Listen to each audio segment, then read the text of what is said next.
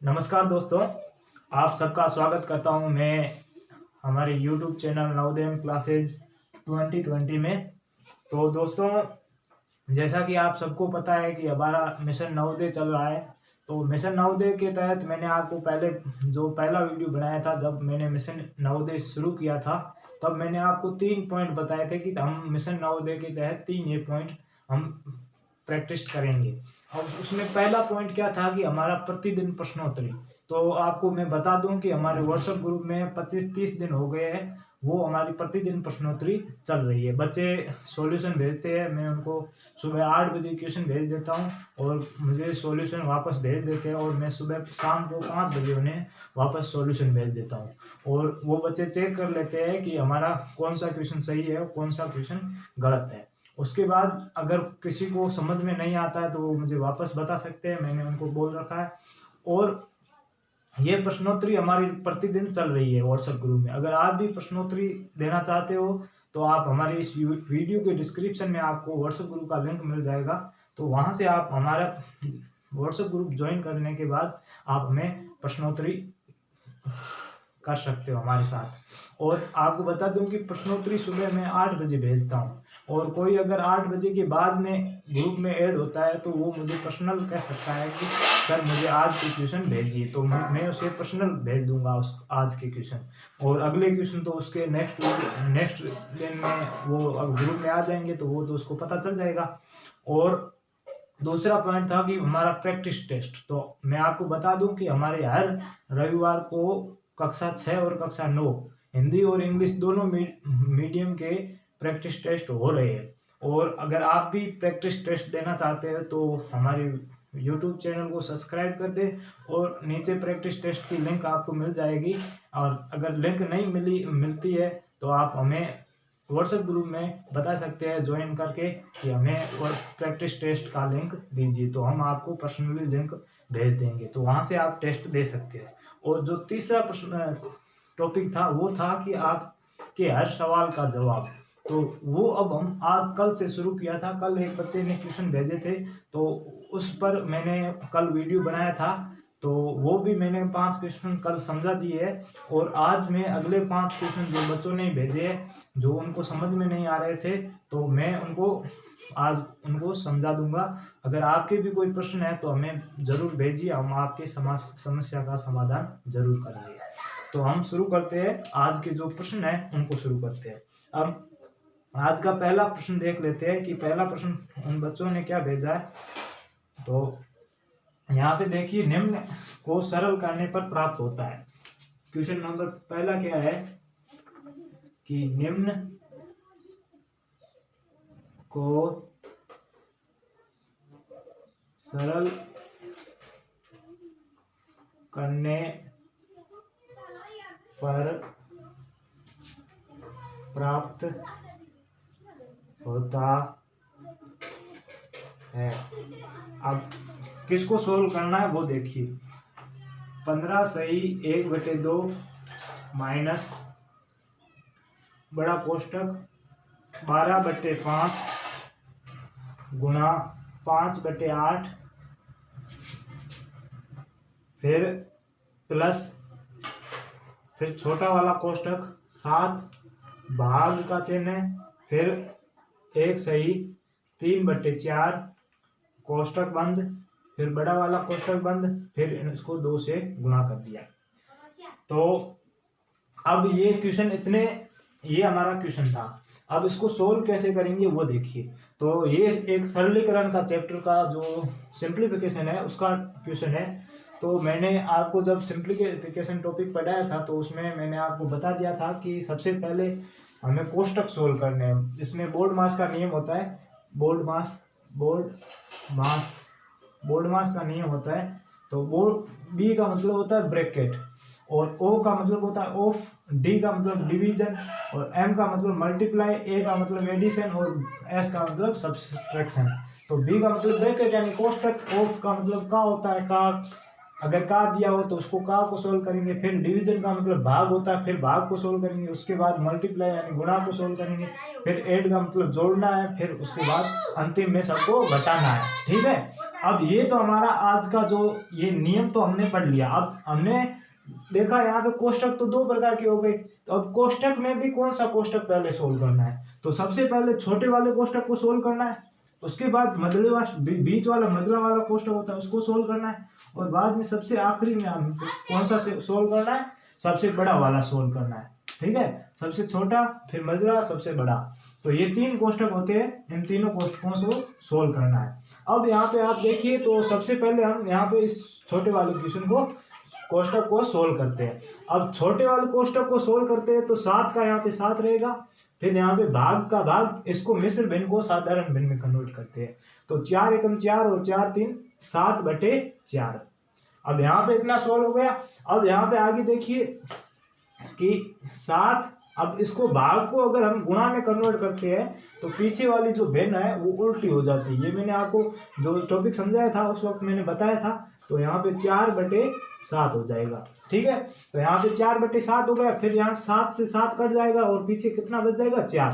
तो हमारा ब्रैकेट में क्या बच गया, 4 बच गया, और यहाँ पे ये ब्रैकेट बंद हो गया, और इधर क्या बचा है, 12/5 गुणा 5/8, और प्लस में ये बड़ा वाला कोष्टक बंद हो गया, और माइनस फिर 15 सही 1/2। तो हमने जो सबसे छोटा वाला कोष्टक है उसको सोल्व कर लिया। अब उसके बाद हमें बड़े वाले कोष्टक को सोल्व करना है। तो बड़े वाले कोष्टक में देखो, तो पहले बड़े वाले कोष्टक में ही इतना बड़ा कोष्टक है, बड़े वाले कोष्टक में पहले हम भाग होता तो भाग करते हैं, अब भाग नहीं है तो गुणा करते हैं, पहले इन दोनों को गुणा करेंगे। तो यहाँ पे आप देखो तो 5 से 5 कट जाएंगे। ठीक है, फिर यहाँ पे 8 4 की पहाड़ी में आ जाता है 2 बार, और 4 की पहाड़ी में 12 आ जाता है 3 बार। तो यहाँ पे हमारा कितना बच जाएगा, 3/2 प्लस ये 4 यहाँ पे प्लस में है तो +4। ठीक है, ये इतना सोल्व हो गया। उसके बाद यहाँ पे देखो इन दोनों का, यहाँ पे बच्चे में कुछ नहीं तो 1 ले लेते हैं, तो अब 1 ले लिया, बाद में इन दोनों का लसब लिया तो हमारा लसब 2 आया, फिर 2 में 2 का भाग देंगे तो 1, और गुणा ऊपर कितना है 3, तो 3 से गुणा कर दिया, प्लस अब 2 में 1 का भाग देंगे तो 2 आएगा, 2 गुणा ऊपर कितना है 4, तो 4 से गुणा कर देंगे। अब यहाँ पे देखो 1 को 3 से गुणा करेंगे 3, प्लस 2 को 4 से करेंगे तो 8/2, यानी कितना आ जाएगा 11/2। तो हमारा बड़ा कोष्टक भी सोल्व हो गया।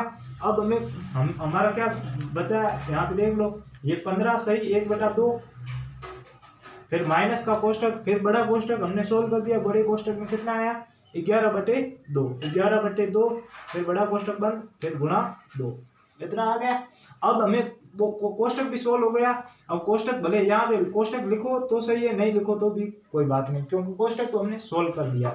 अब हमें सबसे पहले मैंने कहा था ये बोर्ड मास ने ब्रैकेट हमने कर लिया, ऑफ है नहीं, डिवीजन यहाँ पे अब रहा नहीं, अब यहाँ पे गुणा है तो पहले गुणा को सोल्व करेंगे, उसके बाद जोड़ बाकी को सोल्व करेंगे। तो यहाँ पे देखो 2 से गुणा है, तो यहाँ से 2 से ये 2 कट जाएगा, 2 से 2 कट जाएगा, तो यहाँ पे कितना बचा 15 सही 1/2 माइनस 11।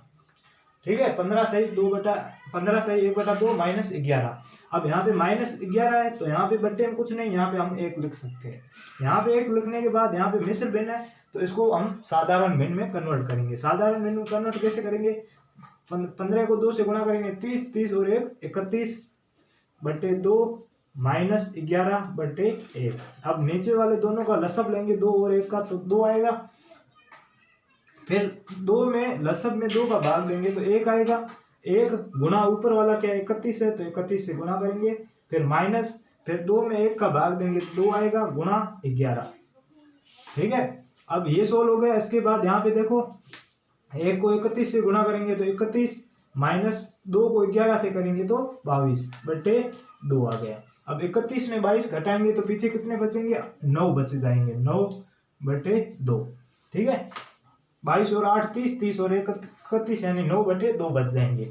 अब ये भी आपका आंसर अगर ऑप्शन में है तो ये भी आपका आंसर सही है। अगर ये नहीं है, मिश्र भिन्न में आंसर दिया हुआ है, तो इसमें भाग दे तो 4 बार पूरा जाएगा, 1 पीछे शेष बच जाएगा, और 2 बटे में है तो 4 सही 1/2 भी आपका आंसर सही है। इनमें से कोई भी आपके ऑप्शन में आंसर है तो वो आपका आंसर सही हो जाएगा। अगर आपका आंसर पॉइंटों में है तो पॉइंटों में 9 में अगर 2 का भाग देख के पॉइंटों में भी आंसर निकाल लेते हैं। यहाँ पे 9 में 2 का भाग दे दिया तो 4 बार पूरा पूरा चला जाता है, 8 आ जाते हैं, यहाँ पे 1 बचा, फिर यहाँ पॉइंट, फिर 0 और 5 आ जाएंगे, 10 पूरे। ठीक है, तो 4.5 भी आंसर हो सकता है। ठीक है, तो इन तीनों में से कोई भी आंसर आपके जो ऑप्शन में है वो आंसर सही है। मैंने तीनों आपको आंसर बता दिए। अब ये तो क्वेश्चन बहुत आसान था, मैं उम्मीद करता हूँ कि आपको समझ में आया होगा। अब हम नेक्स्ट क्वेश्चन की बात करते हैं कि अगला क्वेश्चन क्या कह रहा है, तो वो भी देख लेते हैं। तो अगला क्वेश्चन, अब हम बात करते हैं क्वेश्चन नंबर 2 की। अब क्वेश्चन नंबर 2 क्या कह रहा है देख लेते हैं। क्वेश्चन नंबर 2 कह रहा है कि निम्न को भिन्न के रूप में सरल करने पर प्राप्त होगा।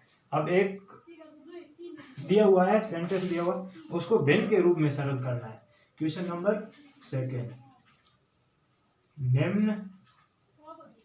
2, निम्न को भिन्न के रूप में सरल कीजिए। भिन्न के रूप में निम्न को भिन्न के रूप में सरल करने पर प्राप्त होगा। सरल करने पर प्राप्त होगा। ठीक है, अब ये दूसरा हमारा क्वेश्चन है कि एक हमें भिन्न दिया हुआ है, उसको भिन्न में कन्वर्ट करना है। अब क्या दिया हुआ है, 2.75 माइनस 1.25 प्लस 4.75 माइनस 3.80। तो हमें इसको भिन्न में कन्वर्ट करना है कि हमारा आंसर भिन्न में क्या होगा।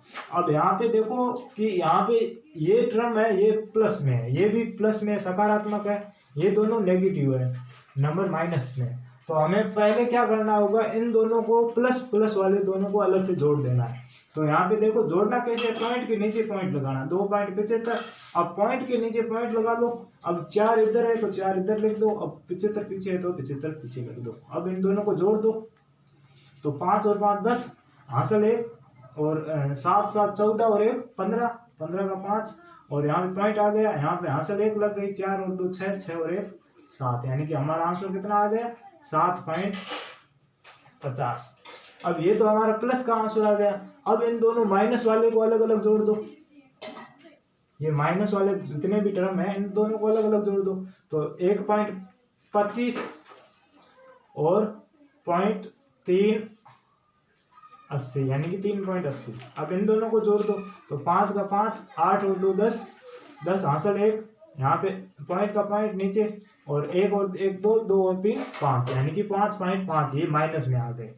अब इन दोनों में से ये घटा देने, क्योंकि टोटल प्लस के भी हमने ज्ञात कर लिए, अब माइनस के भी ज्ञात कर लिए। अब 7.50 में से 5.5 को घटाना है। अब घटाएंगे कैसे, यहाँ पे देख लो, 7.50, इसमें घटाना क्या है, 5.05। ठीक है, अब 5 में 0 में 5 नहीं जा रहा है तो एक यहाँ से उधार लेंगे तो यहाँ पे हो जाएगा 10, यहाँ पे पीछे बचेंगे 4। अब यहाँ पे 10 बच गया तो 10 में से 5 गए, 5 बचे। अब यहाँ 4 में 0 गया तो 4, और 7 में 2 गए तो 7 में 5 गए तो 2 बच गए, यानी कि हमारा आंसर कितना आ गया, 2.45 आंसर आ गया। लेकिन हमें प्रश्न में क्या कहा है, भिन्न के रूप में बदलना है, हमें इसको भिन्न में कन्वर्ट करना है। अब भिन्न में कन्वर्ट कैसे करेंगे, तो यहाँ पे देखो 2.45 है। अब यहाँ पे मैंने आपको बताया था कि अगर हम पॉइंट को हटाएंगे तो पॉइंट के पीछे कितने अंक थे, 1 और 2 अंक थे, तो नीचे 1 लिख के नीचे पीछे 2 जीरो लगा लगने हैं, यानी कि पॉइंट के बाद जितने अंक होंगे उतने नीचे 0 लग जाएंगे। अब इन 0 को काटेंगे, अगर वापस पॉइंटों में बदलना है तो इन दोनों 2 0 है तो 2 अंक छोड़ के वापस पॉइंट लगा देना है। ये कन्वर्ट भिन्नों में करना है या भिन्न से दशमलव में करना है, तो यही चलता है। अब यहाँ पे देखो 245 बटा 100।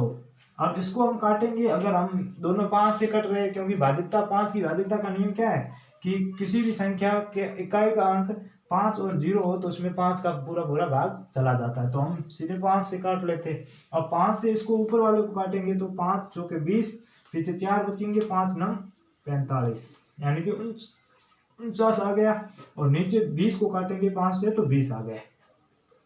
ठीक है, अब और कुछ कट रहा है नहीं कट रहा है तो यहाँ पे हम ऐसे भी लिख सकते हैं, अब कुछ नहीं कट रहा है, अब हमारा आंसर ये है तो ये भी सही है। अगर आंसर मिश्र भिन्न में दिया हुआ तो हम 20 का भाग 49 में दे देंगे।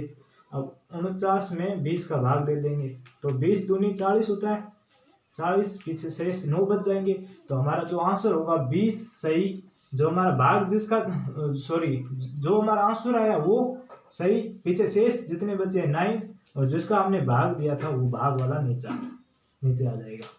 तो हमारा 2 सही 9 बटे आंसर ये भिन्न में मिश्र भिन्न में आ जाएगा। तो जो भी ऑप्शन दिया हुआ वो आपका सही है।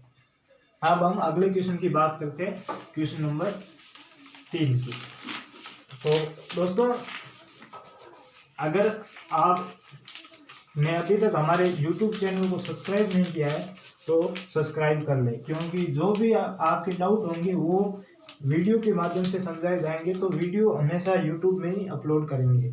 तो आपके पास अगर YouTube है, वैसे तो हर मोबाइल में YouTube होता ही है, तो आप हमारे YouTube को सब्सक्राइब कर दें ताकि जो भी नया वीडियो आएगा उसका नोटिफिकेशन आपको जल्दी से जल्दी मिल जाएगा। अब हम अगला क्वेश्चन करते हैं कि अगला क्वेश्चन क्या कह रहा है कि अगले 2 क्वेश्चन ऐसे दिए, बहुत आसान क्वेश्चन है, मुझे समझ में नहीं आ रहा है कि ऐसे बच्चों ने कैसे दे दिए, पर कोई बात नहीं, बच्चों को समझ में नहीं आए तो दे दिए। अब उनको भी हमारे समझाने का हमारा फर्ज है तो हम उनको भी समझा देते हैं। तो जो अगला क्वेश्चन है क्वेश्चन नंबर 3 वो देख लेते हैं। क्वेश्चन नंबर 3 क्या कह रहा है, 150% के बराबर है, बराबर है 150% के बराबर है। अब 150% के बराबर क्या है, ये इसकी मैं ऑप्शन भी आपको बता देता हूँ। 1.5, ऑप्शन बी है 5.1, ऑप्शन सी है 0.15, ऑप्शन डी है 15.0। तो ये हमारा था अगला क्वेश्चन। ठीक है, अब इस क्वेश्चन में क्या है कि यहाँ पे हमें 150% के बराबर ये क्या दिया, बराबर कौन सा, ये दशमलव कौन सा है। तो यहाँ पे ये प्रतिशत का मतलब होता है 100। अगर हमें प्रतिशत भिन्न को प्रतिशत में कन्वर्ट करना है तो 100 से गुणा करेंगे, अगर प्रतिशत को भिन्न में कन्वर्ट करना है तो 100 का भाग देंगे। तो यहाँ पे 150 है, यहाँ पे 150। अब प्रतिशत को हमें भिन्न में कन्वर्ट करना है तो 100 का भाग दे देंगे। अभी मैंने आपको बताया था कि नीचे जितने 0 है, 2 0 है, तो 2 0 को हटाने के लिए क्या करेंगे, ऊपर 2 अंक छोड़ के पॉइंट लगा देंगे, यानी कि एक अंक छोड़ दिया, ये दूसरा अंक छोड़ दिया, यहाँ पे हमारा पॉइंट लगा लेंगे। तो हमारा आंसर आएगा वो क्या होगा, 1.5। तो 1.5 हमारा ये ऑप्शन ए है, ये एकदम सही है। तो अब नेक्स्ट जो चौथा क्वेश्चन है वो देख लेते हैं कि चौथा क्वेश्चन क्या है। चौथा question, question number 4। Question number 4 क्या कह रहा है कि दोपहर के 3:05 को लिखा जाएगा। 3:05 इसको हम कैसे लिखेंगे, तो ऑप्शन में मतलब कि 3.5 AM, 3.30, 5.30, 5.30 PM। ठीक है, यहाँ पे पॉइंट का मतलब 3:05, 5:30। अब यहाँ पे 3 पॉइंट, ये 2 दिए बिंदु, एक यहाँ बजकर, एक पॉइंट नहीं होता है, 3:50 PM, और उसके बाद है 3:05 PM। ठीक है, अब सबसे पहले आप देखो कि यहाँ पे हमें 3:05 का पूछा है, तो 3:05 एक तो ये है, एक ये है।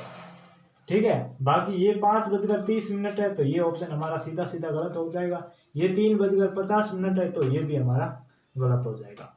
अब बच्चों को समस्या क्या आती है कि AM और PM कैसे लगाते हैं। तो आपको बता दूं कि AM होता है AM, एम होता है वो रात के 12 बजते हैं ना, रात के 12 बजे से लेकर दोपहर 12 बजे तक, दोपहर 12 बजे तक, रात को 12 बजते हैं आधी रात, उस वक्त से शुरू होता है, रात के 12 बजे से शुरू होता है और दोपहर के 12 बजते हैं तब तक ये हमारा एम रहता है। अब बाकी जो समय रहा है पीएम, तो पीएम दोपहर के 12 बजने से बाद में, दोपहर के 12 बजने के बाद में 12 बजे से लेकर शाम को जब 12 बजते हैं रात को तब तक रहता है। ठीक है, जैसे ही 12 बजते हैं फिर एम शुरू हो जाता है। तो अब हमें क्या पूछा था, दोपहर के 3:05, यानी कि दोपहर के 3 बजे तो 12 बजे के बाद भी बजते हैं, यानी कि इसमें आएगा तो यानी कि पीएम हो जाएगा। तो पीएम हमारा 3:05 पीएम सही हो जाएगा। तो एएम पीएम वाला कॉन्सेप्ट क्लियर हो गया। अब हम शुरू करते हैं हमारा जो नेक्स्ट क्वेश्चन है, वो क्वेश्चन है, नेक्स्ट क्वेश्चन कौन सा है वो देख लेते हैं कि नेक्स्ट क्वेश्चन क्या कह रहा है कि जब -1 को -1 से 100 बार गुणा किया जाए, 100 बार गुणा किया जाए तो गुणनफल क्या होगा। अब क्वेश्चन नंबर हमने 4 कर लिए, अब 5वां क्वेश्चन है, जब -1 को -1 से 100 बार गुणा किया जाए तो गुणनफल क्या होगा। तो गुणनफल क्या होगा, तो हमारा ये आज का प्रश्न जो 5वां प्रश्न है वो है। तो ऑप्शन ए देख रखा है 1 है, ऑप्शन बी है -1 है, ऑप्शन सी है 100 है, ऑप्शन डी है -100। ऑप्शन भी ऐसे देते हैं कि ताकि बच्चे कंफ्यूज हो जाए। अब यहाँ पे देखो -1 को -1 से ही गुना करना है, कितने बार करना है, 100 बार। तो यहाँ पे देखो -1 गुणा -1, ये हमने 2 बार गुना कर लिया, ऐसे 100 बार गुना करना, -1 और यहाँ पे -1 से गुना कर दिया, फिर -1 गुणा -1 ऐसे गुना 100 बार करना है, यानी कि 1 बार 2 बार 3 बार 4 बार 5 बार 6 बार हमने गुना कर लिया, ऐसे ही 100 बार गुना करना है। अब आप एक बात बताओ, 1 को 1 से गुणा करोगे तो 1 आएगा, फिर 1 को 1 से गुणा करते जाओगे तो 1 ही आएगा, यानी कि ये हमारा जो ऑप्शन सी है और डी है ये दोनों हो गए गलत। ठीक है, अब जो ऑप्शन ए और बी है, अब ये आंसर माइनस में आएगा या प्लस में आएगा, वो हमारा जो मेन मुद्दा है वो है। तो यहाँ पे आप देखो, आपको मैंने बताया था कि माइनस को माइनस से गुणा करेंगे तो प्लस होगा। अब यहाँ पे देखो माइनस को माइनस से गुणा करेंगे तो प्लस होगा, अब +1 को फिर माइनस से गुणा करेंगे तो फिर माइनस आ जाएगा, फिर -1 को -1 से गुणा करेंगे तो फिर प्लस आ जाएगा। अब यहाँ पे अगर आप सम संख्या यानी कि इन दोनों को गुणा करो, फिर इन दोनों को गुणा करो, फिर इन दोनों को गुणा करो, यानी कि दो सम संख्या से अगर गुणा करते जाओगे, यानी कि 2 को 2 बार गुणा किया, -1 को 2 बार गुणा किया तो कितना आ जाएगा, +1, -1 को 6 बार किया तो +1, -1 को 8 बार गुणा किया तो +1, अगर -1 को 7 बार गुणा किया जाए तो माइनस का आएगा, क्योंकि विषम संख्या जो है, अब इसको इससे करेंगे तो +1, ये 2 बार हो गया, फिर +1 को -1 से करेंगे तो -1, फिर 3 बार हो गया, फिर -1 को फिर -1 से करेंगे तो +1 हो गया, ये 4 बार हो गया, फिर -1 को -1 से करेंगे तो फिर यहाँ पे प्लस आ जाएगा, +1 को -1 से गुणा करेंगे तो -1 आ जाएगा, फिर यहाँ पे -1 को -1 से करेंगे तो प्लस आ जाएगा। ये 6 बार हमने कर दिया तो हमारा आंसर क्या आ जाएगा, प्लस आ जाएगा। अब 7वें बार अगर -1 से गुणा करेंगे तो हमारा आंसर क्या आ जाएगा, -1 आ जाएगा। क्या आ जाएगा, -1 को 1 से गुणा करेंगे +1, 1 को 1 से गुणा करेंगे 1, फिर माइनस का चिन्ह है तो माइनस। तो यानी कि अगर विषम संख्या से गुणा करेंगे, विषम संख्या बार गुणा करेंगे तो वो हमारा आंसर माइनस में आएगा। अगर प्लस सम संख्या दिया हुआ है, सम संख्या जितनी सम संख्या बार गुणा करेंगे तो हमारा आंसर प्लस आ जाएगा। तो हमारा देखो यहाँ पे 100 है, 100 सम संख्या है या विषम संख्या है। अब इसके लिए आपको सम और विषम संख्या की परिभाषा क्या होती है वो पता होना चाहिए। तो सम संख्या की परिभाषा क्या होती है? वे सभी संख्याएं जिनका इकाई का अंक 0, 2, 4, 6, 8 हो तो वो वे सभी संख्याएं सम संख्याएं कहलाती है। यहाँ पे 100 है, 100 का इकाई का अंक क्या है? 0 है, तो ये 0 ये सम संख्या है। अब सम संख्या बार गुणा करेंगे, एक को सम संख्या बार गुणा करेंगे तो हमारा आंसर प्लस में आएगा। तो हमारा जो ऑप्शन ए होगा ये होगा हमारा एकदम सही हो जाएगा। अब हम जो हमारा आज का लास्ट प्रश्न है उसके बारे में बात करेंगे। ये प्रश्न लास्ट टाइम इस वक्त इसलिए लिया है ताकि ये प्रश्न वैसे आपके सिलेबस में, मेरे पास जो बुक है उसमें नहीं दिया हुआ है, ये आपके सिलेबस में है भी नहीं, फिर भी बच्चों ने पूछा तो समझा देता हूँ मैं। अब ये जो प्रश्न हम आज का जो लास्ट क्वेश्चन है, क्वेश्चन नंबर 6 है, वो देख लेते हैं। क्वेश्चन नंबर 6 क्या कह रहा है?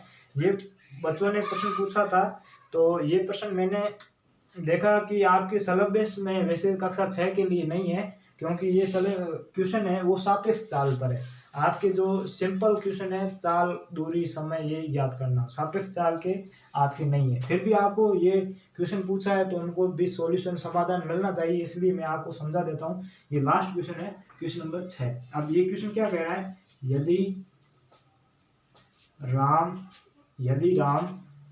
अपने घर से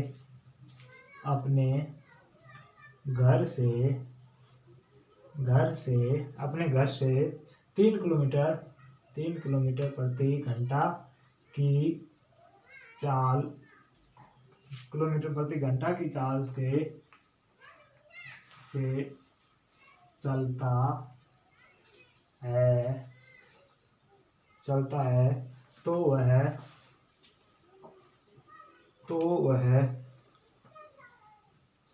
15 मिनट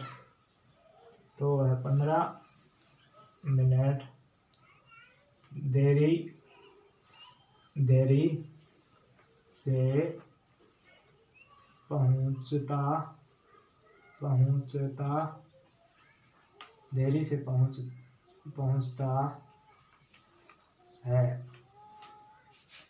से पहुंचता है।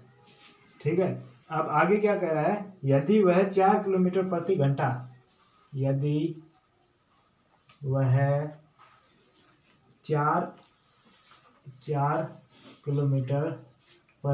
घंटा की चाल से चले तो वह 15 मिनट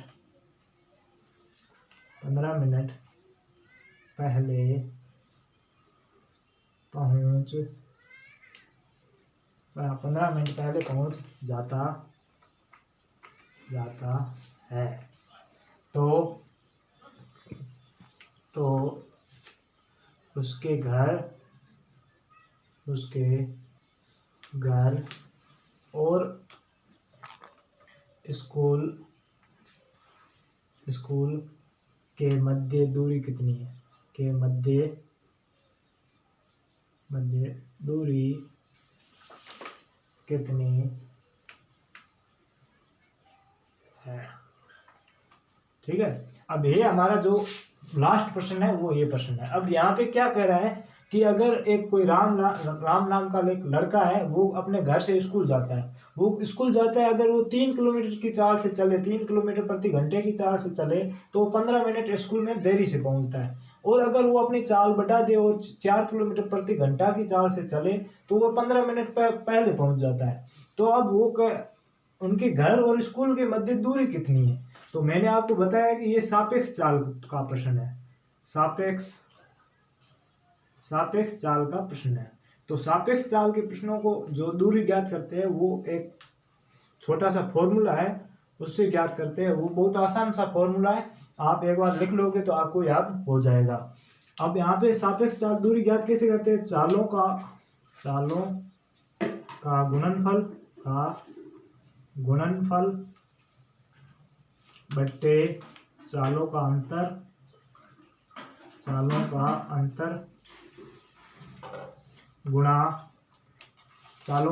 गुणा समय का अंतर। ठीक है। अब यहाँ पे चालों का गुणनफल यानी चाल हमें दो दी हुई है, एक तो ये दी हुई है, एक ये दी हुई है, तो इन दोनों को गुणा करना है, यानी कि 4 को 3 से गुणा करना है या 3 को 4 से गुणा करना है, कैसे भी कर सकते हो। फिर चालों का अंतर, फिर चालों का अंतर यानी घटाना है, यानी कि 4 में से 3 को घटाना है, चाल 4 है, 4 में से 3 को घटाना है, 4 - 3, ये चालों का अंतर। फिर समय का अंतर, ये सबसे इम्पोर्टेंट जो इस फॉर्मूले में जो इम्पोर्टेंट पॉइंट है वो ये है। यहाँ पे बच्चे ज्यादातर क्वेश्चन गलत कर लेते हैं। तो यहाँ पे अब देखो, यहाँ पे अगर बाई चांस यहाँ पे आप मान लो कि समय है वो 7 बजे है स्कूल जाने का, ठीक है, वो 7 बजे समय है, फिर वो अगर 3 किलोमीटर प्रति घंटे की चाल से चलता है तो वो 15 मिनट समय लेट पर पहुंचता है, यानी कि 7:15 पर पहुंचता है। अगर वो 4 किलोमीटर की स्पीड से चले तो वो 15 मिनट पहले पहुंच जाता है, यानी कि 6:45 पर पहुंच जाता है। अब समय के बीच में अंतर कितना हो गया, तो यहाँ से देखो, यहाँ से यहाँ तक कितना अंतर है, 15 मिनट का। फिर यहाँ से यहाँ तक कितना अंतर है, 15 मिनट का। तो 15 और 15 कितने हो गए, 30 मिनट। तो टोटल जो समय का अंतर वो कितना हो गया, 30 मिनट। ये 30 मिनट है। अब इसको घंटे में कन्वर्ट करना है, क्योंकि चालें हैं वो हमारी घंटों में है, तो इसको घंटे में कन्वर्ट करते हैं, यानी कि 60 का भाग देते हैं। अब यहाँ पे देखो, 4 को 3 से गुणा किया तो 12/4 में से 1 घटाया 3 गुणा 30 में से 60 या 60 में से 30, यहाँ पे एक जीरो कट गया, फिर 3 एकम 3 और 3 दूनी 6, यानी या फिर ऐसे भी 30 एकम 30, 30 दूनी 60, यानी कि 1/2 आ गया। अब यहाँ पे ऊपर वाले 12 को 1 से गुणा करोगे 12, फिर 1 को 2 से गुणा करोगे तो 2, 12 में 2 का भाग देंगे तो 6 किलोमीटर, ये हमारी दूरी आ गई। तो 6 किलोमीटर जो ऑप्शन है वो हमारा एकदम सही हो जाएगा। तो उम्मीद करता हूँ ये आज के प्रश्न जो आपको समझ में आए होंगे। अगर और भी आपकी कोई प्रश्न है तो आप हमारे व्हाट्सएप ग्रुप से जुड़ सकते हैं और हमें बता सकते हैं। अगला वीडियो आपका ही होगा और आपके ही प्रश्न सॉल्व करवाए जाएंगे। धन्यवाद। जय हिंद, जय भारत, वंदे मातरम।